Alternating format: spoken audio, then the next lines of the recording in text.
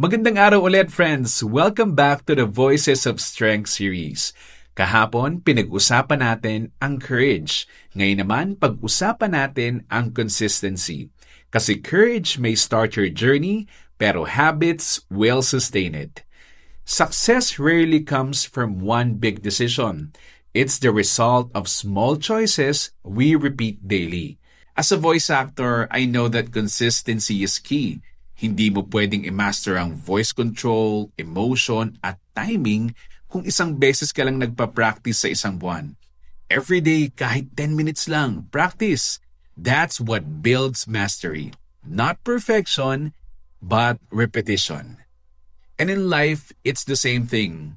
Your daily habits shape your destiny. Gusto mong maging strong spiritually? Start with one verse a day. Gusto mong maging physically healthy? Start with one small walk after meals. Hindi mo kailangang baguhin ang buong buhay mo sa isang araw. Just be faithful sa next small step.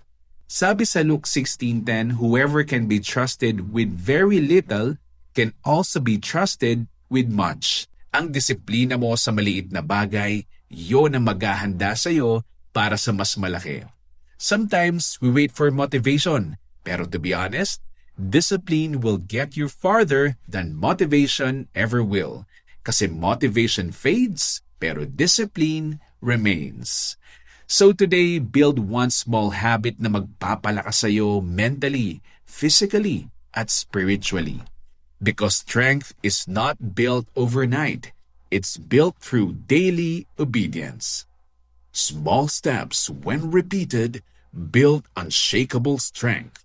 See you and God bless.